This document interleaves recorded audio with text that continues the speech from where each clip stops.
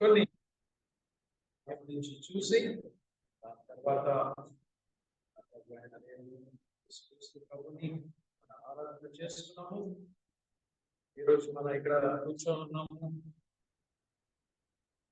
అంటే కేవలం దానికి కారణం మనం యేసుక్రీస్తు ప్రభు దగ్గర ఏదో ఒకటి పొందుకొని ఉన్నాం కాబట్టి, మరి ఏం పొందుకొని ఉన్నాం అనేది మనం గ్రహించుకోవాలి.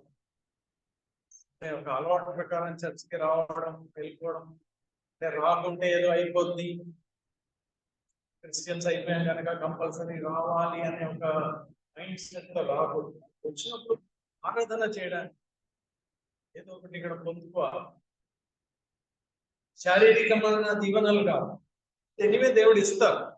దేవుని రాజ్యం వెతికే వారికి అది ఆటోమేటిక్ ఉచితం, ఫ్రీ గిఫ్ట్లు అవన్నీ. అది కాదు మెయిన్. దేవుని మనం తెలుసుకోవాలి, పొందుకోవాలి, ఆయన్ని పరిచయం చేసుకోవాలి, మన ఇంకా దగ్గరలో తెలుసుకోవాలి. ఆయన దగ్గర ఉంటే ఆశీర్వాదం ఆటోమేటిక్ గా వచ్చేస్తుంది.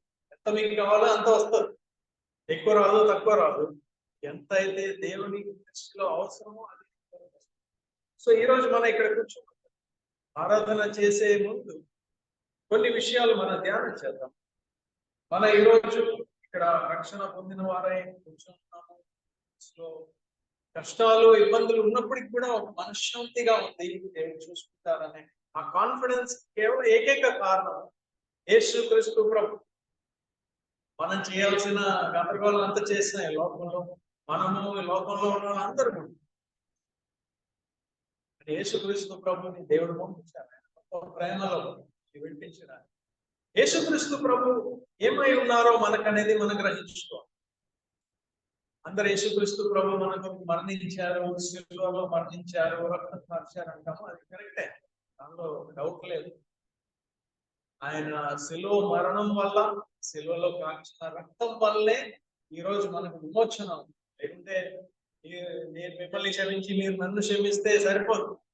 మనం చేసిన పాపాలకి శిక్ష పడాల్సిందే, దేవుని ఉగ్రత రావాల్సిందే. మీరు అనుకోవచ్చు దేవుడికి ఏంటండి పని అంటే, ఆయన సృష్టించిన భూమి, ఆయన మనల్ని సృష్టించారు, భూమిని సృష్టించారు, మనకి చక్కటి స్థలం ఇచ్చారు. దాంట్లో మనం బాధ్యతగా ఉండాలి, ఆయన పిల్లలుగా ఉండాలి. ఆయన ఇష్టం ఉండడానికి కాదు. మనం ఏదైనా లోకం సృష్టించుకుంటే అక్కడ వెళ్ళి మనం ఫ్రీగా ఉండొచ్చు, కానీ ఇది దేవుడు సృష్టించారు. దేవుడు మనల్ని ఆయన పిల్లలుగా ఉండడానికి మనకు ప్రత్యేకమైన బెనిఫిట్స్ ఇచ్చారు. ఏ జంతువుకో పక్షికో చేపకో లేని ఆధిక్యత మనుషులకి ఇచ్చారు. ఆ దేవుడు ఆయన పిల్లలుగా ఉండడము ఎక్స్పెక్ట్ చేయడం తప్ప, ఎక్స్పెక్ట్ చేస్తారు. ఆయన పిల్లలు ఆయన వల్లే ఉండాలి. సింహం పిల్లలు ఎలా ఉండాలి? సింహం వల్లే ఉండాలి. అంటే గాడిదలాగా పెట్టారనుకో ఇదేంటి అంటారు. సేమ్ అంతకంటే దారుణమైన విధంగా మనం మారిపోయాం. మానవులుగా జీవించాల్సిన మనము కొత్త రూపం ధరించుకున్నాము, లాగా ప్రవర్తించడము ప్రారంభించాము. సో దేవుని ఉగ్రత రావాల్సిందే, దేవుని ఉగ్రత రావాల్సిందే. కానీ దేవునికి మహా గొప్ప కృపలో ఎందుకు ఆ ఉగ్రత మన మీద చూపించలేదు? రోమా పత్రికలో 2-3 వచనాలు చూసి ఆరాధనలోకి వెళ్తున్నాము. రోమా పత్రిక 3వ అధ్యాయంలో ఈ మాట రాయబడుతుంది. 21 నుంచి 26 వరకు ఉన్న చదవండి. ధర్మశాస్త్రములకు వేరుగా దేవుని నీతి బయలుపడుతున్నది. దానికి ధర్మశాస్త్రమును ప్రవక్తలను సాక్ష్యమిస్తున్నారు. ఇది యేసుక్రీస్తునందరి విశ్వాసం మూలమైనదై నమ్ము వారి అందరికీ కలుగు దేవుని నీతి ఉన్నది. ఏ భేదమును లేదు. అందరూ పాపం చేసి దేవుడు అనుగ్రహించి మహిమను పొందలేకపోతున్నారు. కాబట్టి నమ్మువారు ఆయన కృప చేతనే క్రీస్తు యేసునందరి విమోచనము ద్వారా ఉచితముగా నీతిమంతులని తీర్చబడుతున్నారు. పూర్వము చేయబడిన పాపములను దేవుడు తన ఓరిమి వలన ఉపేక్షించినందున ఆయన తన నీతిని ప్రతిపరచవలనని క్రీస్తు యేసు రక్తమున తల్లి విశ్వాసము ద్వారా ఆయనను కరుణాధారముగా బయలుపరిచాడు.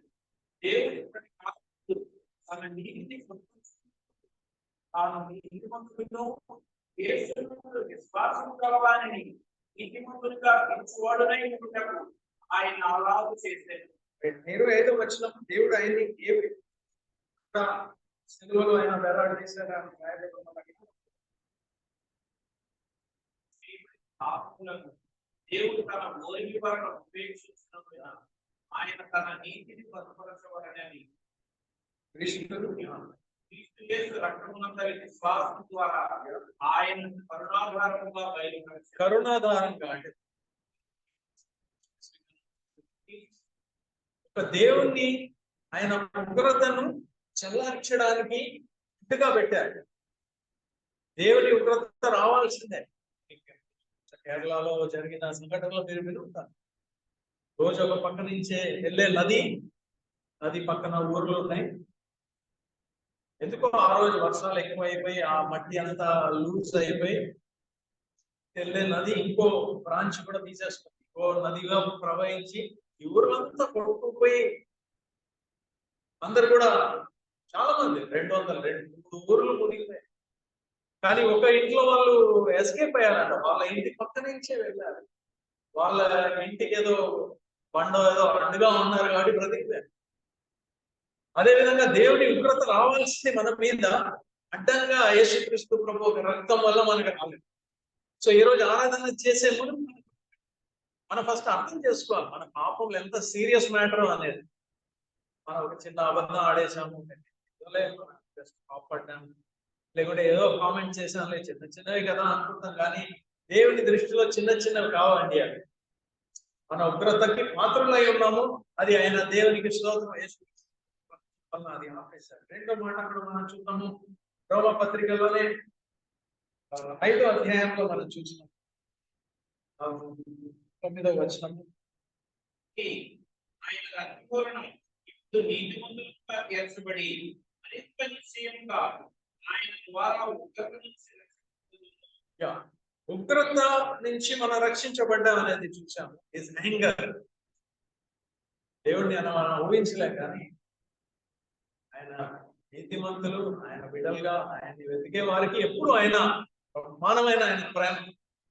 ఈవెన్ దుష్టులకి ఆయన ప్రేమ కనపడుతుంది. కానీ ఒకరోజు తీర్పు దినాన ఆయన ఒక ఉగ్రత మనం చూస్తాం. నీతిమంతులు ఆయన కరుణని చూస్తారు. ఎంత పెద్ద మా రక్షణ మనకు కలిగిందని చూస్తాం. సో ఆ దేవుడు మన మీద ఉగ్రత పంపించే ఉగ్రత ఆపడమే కాదు, ఇంకా ట్విస్ట్ ఏమి ఇచ్చారు స్టోరీలో, మనల్ని నీతిమంతులుగా తీర్చేశారు. ఇది కూడా యేసుక్రీస్తు ప్రభు రక్తం వల్లనే నీతిమంతులుగా. నీతిమంతులు ఎవరండి? ఎవరైతే మంచి పనులు చేస్తారో, ఎవరైతే నీతి పనులు చేస్తారో వాళ్ళు నీతిమంతులు. గుడ్ బాయ్స్ అంటారు కదా, గుడ్ గర్ల్స్ అంటారు, బ్యాడ్ గర్ల్స్, బ్యాడ్ బాయ్స్ అంటారు కదా. ఎందుకు గుడ్ బాయ్ అంటాము, గుడ్ గర్ల్ అంటాము? చేస్తే సో నీతిమంతులు ఆ విధమైన నీతి కాదు. ఎందుకంటే గుడ్ గా ఉండడం ఎవరి తరం అవ్వదు. ఇవరకు ఉండొచ్చు, కానీ దేవునికి కావాల్సిన విధంగా ఉండడం అసాధ్యం. కానీ యేసుక్రీస్తు ప్రభు రక్తం వల్ల మనల్ని నీతిమంతులుగా తీర్చబడుతుంది. అంటే నీతిమంతులుగా తీర్చబడడం అంటే మీరు ఏ పాపము చేయని వారిగా. ఒక కోర్టు కేసుకి వెళ్తా ఉంటారు కదా. కోర్టు కేసుకి వెళ్ళి ఎవరో పక్కన ఇంట్లో మన మీద కేసు పెడతారు. ఈయన ఇలా ఇలా చేశారండి, మాకు ఇంత హాని కలిగించారని చెప్పి కోర్టు కేసు పెడతారు. మీరు వెళ్తారు కోర్టులో. చాలాసార్లు మీరు చేసి ఉంటారు ఆ పని. మీరు వెళ్తారు అక్కడికి, అండ్ జడ్జి చెప్తారు, అన్ని పరిశోధించి ఓకే చేసినట్టే ఉంది కానీ రుజువులు ఏం లేవు కనుక మిమ్మల్ని వదిలిపెట్టేస్తాం. రుజువులు ఏం లేవు కనుక మిమ్మల్ని వదిలిపెట్టేస్తాం. అంటే మీరు బయటికి వస్తారు, ఓకే రక్షించబడ్డాము, బయటపడ్డాం, కానీ మనసులో అంత సంతోషంగా ఉండదు. ఎందుకంటే అందరికి తెలుసు, అందరు మిమ్మల్ని నేరస్తులుగానే చూస్తారు. ఓకే జడ్జి వదిలేశారు, కానీ మీరు చేసిన పనులకి క్షమాపణ లేదు, జడ్జికి ఆధారాలు దొరకక వదిలేశారు. ఇంకో పక్కన ఊహించుకోండి, జడ్జి అన్నారు అనుకోండి, అసలు తప్పు కేసు అండి, ఇది నాట్ కరెక్ట్, వాళ్ళు చెప్పేది కరెక్ట్ కానీ కాదు, అసలు ఏ నేరము లేదు, యూఆర్ ఫ్రీ. అలాంటి వ్యక్తి ఎంత సంతోషంగా బయటికి వస్తారు? ఏ నేరము లేదు, ఎవరు అనడానికి లేదు. నీతిమంతులుగా తీర్చబడ్డం అంటే మీరు నిన్న చేసిన పాపాలు, అంత ముందు చేసిన పాపాలు దేని కూడా దేవుడి దృష్టిలో పెట్టట్లేదు. You are free, you are totally righteous, నీతిమంతులుగా ఉన్నారు. ఎవరు మిమ్మల్ని అనడానికి సరిపోదు. ఇది కూడా కేవలం యేసుక్రీస్తు ప్రభు రక్తం వల్ల అనేది. యేసుక్రీస్తు ప్రభు రక్తం ఎంత గొప్ప కార్యాలు చేస్తున్నా అనేది జస్ట్ మీ దృష్టిలో తీసుకొస్తున్నాను. ఆయన ఉగ్రత నుంచి మనకి విడుదల, ఉగ్రత రాకుండా. రెండోది, నీతిమంతులుగా మనల్ని తీర్చివేశారు. నీతి కార్యం వల్ల కాదు, మంచి పనులు చేయడం వల్ల కాదు, కేవలం ఆయన రక్తం వల్ల డిక్లేర్ చేశాం. రైట్, మూడవదిగా చూద్దాము. ఎఫెసీ పత్రికలో మొదటి అధ్యాయంలో మొదటి అధ్యాయంలో 7వ వచనం చదవండి. ఆయన రక్తం వల్ల కలిగించే ఇంకో అడ్వాంటేజ్ చూడండి. బట్టి ఆ ప్రీమియందు ఆయన రక్తము వలన మనకు విమోచనము, అనగా మన అపరాధములకు క్షమాపణ మనకు కలిగి ఉన్నది. రైట్, విమోచన కలిగి ఉన్నది ఆయన రక్తం వల్ల. విమోచన అంటే రెడీ, విడుదల చేశారు మిమ్మల్ని. ఓకే, తప్పులు ఎన్నో చేసి ఉంటాం, ఎన్నో పాపాలు చేసి, కానీ ఆయన రక్తం వల్ల మనల్ని విడిపించేస్తున్నారు. విమోచన, ఫర్గివ్నెస్ ఆఫ్ అవర్ సిన్స్. అన్ని కూడా కొట్టివేస్తా ఉన్నాను, అన్ని కూడా కొట్టివేసేస్తున్నారు. అపవాది ప్రత్యేకంగా ఎప్పుడు కూడా దేవుని సన్నిధిలో నిల్చొని, ప్రకటన గ్రంథంలో మనం 12వ అధ్యాయంలో చదువుతాం, అపవాది దేవుని ముందు నిల్చొని ఎప్పుడు కూడా ఒక్కొక్కరు చేసే తప్పులు చెప్తూనే ఉంటారు. ప్రత్యేకంగా క్రైస్తవ బిడ్డలు, అంటే ఎవరైతే యేసుక్రీస్తు ప్రభువు నమ్ముకున్నారో వాళ్ళని ఎప్పుడు దూషిస్తూ ఉంటారు. ఇతను ఇలా చేశాడు, ఇతను ఇలా చేశాడు. కరెక్టే, ఆయన చెప్పింది దాంట్లో తప్పేం లేదు, మనం కూడా అలా చేస్తున్న వాళ్ళే. ఆయన నేరం మోపుతూ ఉంటారు. అలాంటప్పుడు దానిలో ఒకే ఒక విధంగా మనం దాని నుంచి విమోచన, ఆయన యేసుక్రీస్తు ప్రభు ఆయన ధైర్యంగా చెప్పొచ్చు, ఆయన నా పాపములన్నీ కూడా కొట్టివేశారండి. All my since. నేను ఈరోజు మునుపు చేసిన పాపములు, ఈ రోజు చేస్తున్న పాపము, ఇంకా రాబోయే కాలంలో చేయబోయే పాపాలు కూడా ఓకే, తెలిసి చేయకూడదు. ఒకవేళ పొరపాటున చేసిన సమ్టైమ్స్ తెలిసి కూడా చేస్తాం, కానీ మునుకున్న పాపాలు, వెనకాల ఉన్న పాపాలు, ముందున్న పాపాలు, ఇప్పుడు చేస్తున్న పాపాలు అన్నిటి గురించి విమోచన కలిగింది. సో ఏమేమి చూసా, ఉగ్రత నుంచి విడుదల, నీతి. మూడవదిగా మనము మోచించబడ్డాం, పాపం అన్ని కూడా క్షమించి విడుదల వచ్చింది మనకి. తర్వాత నెక్స్ట్ వెళ్దాం, 2వ అధ్యాయంలో 14వ వచనం, ఎఫెసీలోనే 2వ అధ్యాయం. ఆయన సమాధానమై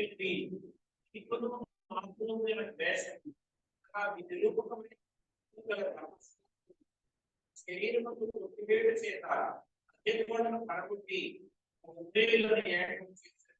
వచనం కూడా చదువు, 13. అయినను ఉపస్థులైన మీరు క్రీస్తు యేసునందు క్రీస్తు రక్తము వలన సమీపస్తులై ఉన్నారు. రైట్, మన ఇది అర్థం చేసుకోవాలనుకుంటే మనం అర్థం చేసుకోవాలి.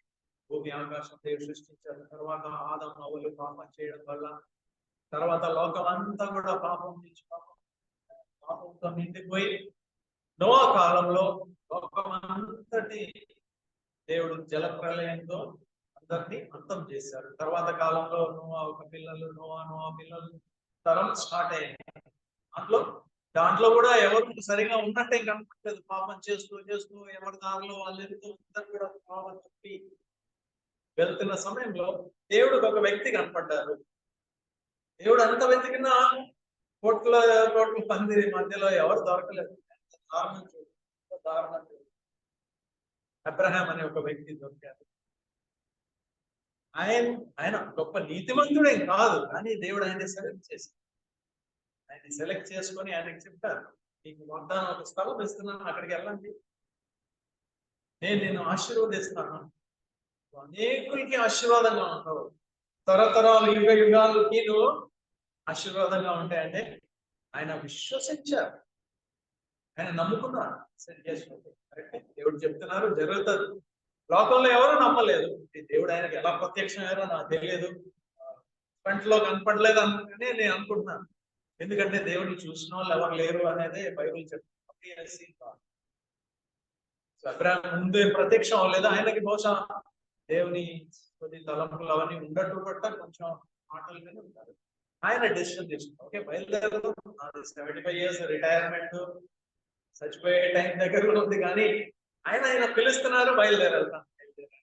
దానివల్ల దేవుడు ఆయన ఆ విశ్వాసం చూపించడం వల్ల ఆయన సంతానాన్ని దీవించారు. ఇజ్రాయెల్ అనే ఒక దేశం ఈ రోజు కూడా ఉంది కదా, ఈ రోజు కూడా ఇజ్రాయెల్ అనే దేశం ఉంది, మనకు తెలుసు. వాళ్ళు అబ్రహాం ఒక వంశస్థులు. లోకమంతా కూడా వాళ్ళ ఇష్ట ప్రకారం జీవిస్తున్నప్పుడు మిగతా వాళ్ళు ఎవ్వరు కూడా దేవుని లెక్క చేసేవారు. కనీసం ఇజ్రాయెల్ వాళ్ళకి దేవుడు కొన్ని నియమాలు ఇచ్చారు, మోషే ద్వారా రూల్స్ ఇచ్చారు. మీరు ఇలా చేయాలి, ఇలా చేయకూడదు అంటే విన్నారు. చాలా వరకు ఫాలో అయ్యేవారు, 100% ఫాలో అయ్యేవారు కాదు వాళ్ళు. కానీ వాళ్ళు మిగతా వాళ్ళందరినీ చీప్ గా చూసేవారు.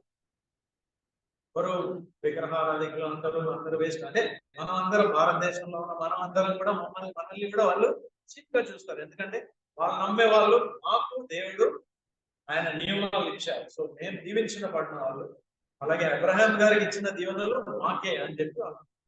కానీ ఈ రోజు తెలుసా, యేసుక్రీస్తు ప్రభు రక్తం వలన మనము మునుపు దూరంగా ఉన్న మనము, అంటే దేవుడి దగ్గర ఏ ఆశీర్వాదం మనకు లేదు.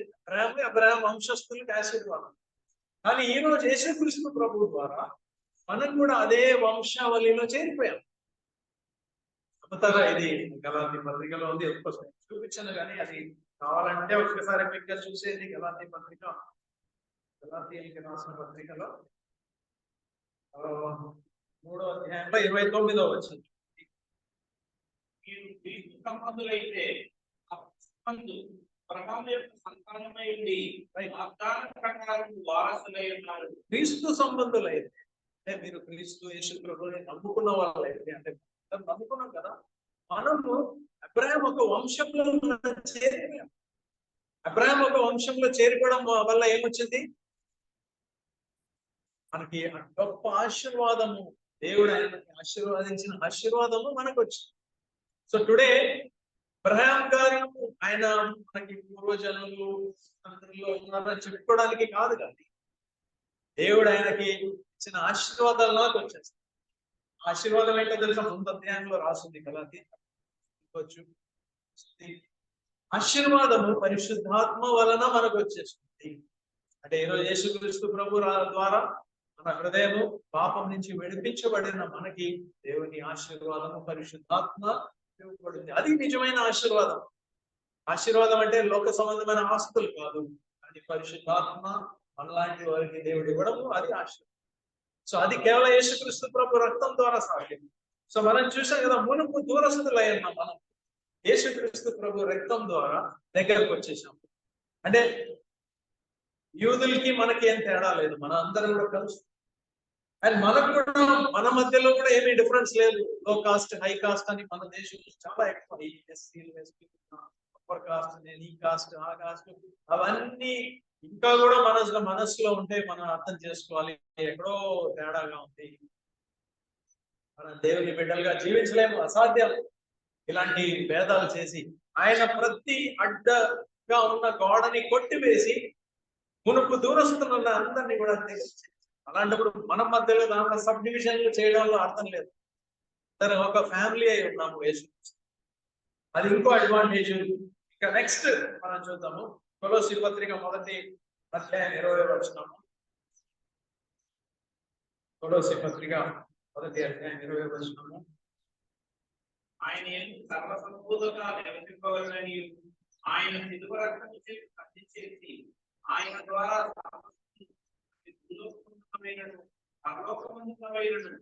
వాటినన్నిటినీ ఆయన ద్వారా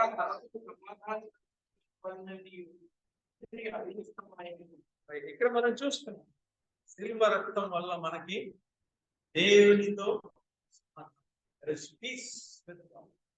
ఏమేమి చూసామో, దేవుడి ఉగ్రత మన మీద రాకుండా ఆపాడు. ఉగ్రత రావడం ఆగడమే కాదు, నీతిమంతులుగా మనల్ని తీర్చివేశారు. తర్వాత మనం చూస్తున్నాం మన పాపములన్నీ కూడా కొట్టివేశారు. తర్వాత మనుషుల మధ్యలో ఉన్న భేదాలన్నీ తీసి అందరినీ దగ్గర చేర్చు. ఇప్పుడు దగ్గర చేర్చడమే కాదు, దేవునితో సమాధానం, పీస్ ఆకాశంలో ఉన్నదైనా భూమిలో ఉన్నవాళ్ళ అందరికీ దేవునితో ఎవరితోన్నా మీ జీవిత కాలంలో ఎవరితోన్నా శత్రువులు చేసుకుని కూడా ఉంటారులేండి. పడని వాళ్ళు ఉన్నారు అనుకోండి, వాళ్ళు అసలు వాళ్ళు మాట్లాడతారు. చిన్నపిల్లలు కూడా మీ కాలేజెస్ లో మాట్లాడడం, అలాగే ఆ బంధువులతోనే 20 సంవత్సరాలు అయిందండి వాళ్ళతో మాట్లాడి, ఇలాంటి చాలా రకరకాల కేసులు ఉంటాయి మన జీవితాలు. యేసుక్రీస్తు ప్రభువులు అవన్నీ ఉండకూడదు. కానీ ఇక్కడ రాయబడి ఉన్నది, అలా జనాలతో డివిజన్ అయిపోయి సంతోషంగా ఉంటుందండి? అసలు ఉండదు. మన ఈగో సాటిస్ఫై అవుద్ది, ఓకే ఏమో మాట్లాడము అని చెప్పి పౌరుషంగా చెప్పుకుంటాం, కానీ నిజంగానే హృదయంలో సమాధానం ఉంటుంది. ఎందుకంటే అనుకుంటాం, కానీ మీకు తెలుసా, అంతకంటే ఎక్కువ మనము దేవునితో మన సంబంధము చెడగొట్టేస్తాం. అసలు ఇర్రిపేరబుల్ డ్యామేజ్ చేసాం అన్నమాట. ఆయనకు ఎంతో హాని చేశాం, ఆయనకు ఎంతో అవమానం తెచ్చాం. కానీ ఈ రోజు యేసుక్రీస్తు ప్రభు రక్తం, కమ్ మై చైల్డ్, ఆ కుమారుడు నా కుమార్తె, నువ్వు చేసిన మంచి పనుల వల్ల కాదు, కేవలం యేసుక్రీస్తు ప్రభు ఒక తిరిగి వచ్చి ఉగ్రత మనం పడాల్సిన వాళ్ళు ఈ రోజు చూడండి. చివరిగా ఇంకో మాట కూడా మనం యోహాను రాసిన మొదటి పత్రిక మొదటి అధ్యాయంలో 7వ వచనం చూడండి. అయితే ఆయన వెలుగులో ఉన్న ప్రకారం మనము వెలుగులో నడిచిన మనం అన్యోన్య సహవాసం కలవారమైంది. అప్పుడు ఆయన కుమారుడైన యేసు రక్తం ప్రతి పాపము నుండి మనల్ని పరిశుద్ధం. రైట్, ఇక్కడ ఒకసారి మనం ఆరాధన చేసుకోవడానికి వెళ్ళే మనకు ఒకసారి రివ్యూ చేసుకుందాం.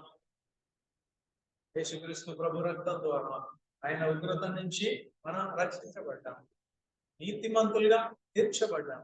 మన పాపములు వెనకాల ఉన్నది, ఈ రోజు ఉన్నది, రాబోయేది అన్ని కూడా ఆయన రక్తం వల్ల కొట్టివేసి, అదే కాకుండా మనుషుల మధ్యలో మంచి సంబంధం కలిగించే అడ్డు కూడా ఆయన అన్ని కూడా తీసివేశారు. అందరూ కూడా కలిసి ఉండే ఒక అవకాశం. ఇదే కాదు, దేవునితో సమాధానం కలిగి ఉన్నాం, ఆయనతో సంబంధం కలిగి ఉండే అవకాశం. ఆయన తర్వాత మనం చూస్తే చివరిగా మనము పాప క్షమాపణ మంచిదే, ఉగ్రత రాకపోవడం మంచిదే. నీతిమంతులుగా ఆయన పిలిచారు కనుక నేను నీతిమంతుడు, అంతే తప్పించి నాలో పెద్ద నీతి లేదు. ఆయన నీతిమంతుడని డిసైడ్ చేశారు కాబట్టి నేను నీతిమంతుడు. అలాగే సమాధానం ఉంది అందరితో, అలాగే దేవునితో సమాధానం వచ్చింది. కానీ నా క్యారెక్టర్ సంగతి ఏంటి? రేపు అస్తమాటు పాపం చేయడము, క్షమించమని అడగడము, మళ్ళీ దేవుడు క్షమించడము, మళ్ళీ నేను పాపం చేయడము, క్షమించడము, ఇదే కాదు అంటున్నారు ఈ వచనం. మనం ఆయన ఎదుట జీవిస్తున్నప్పుడు ఆయన రక్తం వల్ల హి క్లెన్సెస్ us. మళ్ళీ మనం పాపము చేయడానికి మనకు మనస్సు కూడా రాదు. అలాంటి ఒక మనస్సు మనకి ఆయన కలగ చేస్తాం. మైండ్ యేసుక్రీస్తు ప్రభు ద్వారా కొత్త జీవితం వస్తుంది. క్షమించబడ్డం కాదు, స్టార్టింగ్ టు లివ్ న్యూ. ఆయన ఒక గొప్ప రక్తం ద్వారా మనల్ని మెల్లిగా మనం అసలు పాపం మీద ఇంట్రెస్ట్ ఎక్కువ, అలాంటి ఒక జీవితంలో ఆయన నడిపిస్తూ, దేవుని యొక్క ముఖ్యమైన ఉద్దేశం అది అన్నమాట. ఆయన కుమారుని పంపించడం వెనకాల ముఖ్యమైన కారణము, మీరు నేను యోగ్యమైన బిడ్డలుగా ఉన్నారు. అస్తమాటం పడిపోతూ లేస్తున్నామని కాదు, లేచి ఆయన ఎదుట సాతాను యొక్క శోధనని మనం రిజెక్ట్ చేసే వాళ్ళుగా ఉన్నారు. నేను టెంప్ట్ అవ్వను. యేసుక్రీస్తు ప్రభు గుర్తుంది కదా, సాతాను ఎన్నిసార్లు శోధించినా కూడా ఆయన ఏమన్నారు? లేదు, కావాలని రొట్టిగా చేయమంటే దేవుని మాట ప్రకారం జీవించాను, పైనుంచి దుంకేమంటే దేవుడిని శోధించను, నా ముందు ఆరాధన చేస్తే నీకు లోకంలో అన్ని కూడా ఇస్తాను, దేవునికి తప్ప వేరే దేనికి ఆరాధన చేయకూడదు అని అలాంటి వారి కొరకు దేవుడు చూస్తున్నారు. అలాంటి వారుగా మనం ఉండొచ్చు కూడా, అసాధ్యం కానీ కాదు, దానికి పెద్ద మాట అయ్యుండొచ్చు, కానీ ఆయన రక్తం వల్ల ఇది సాధ్యము. అందుకు మనం ఈ రోజు ఉండగా మనం ఆయన ఆరాధన చేసే సమయంలో మనం రియలైజ్ చేయాలి ఎంత గొప్ప బాధ నుంచి మనం రక్షించబడ్డాయి కాదు, ఎంత గొప్ప జీవితంలోకి దేవుడు మనల్ని పిలుస్తాడు.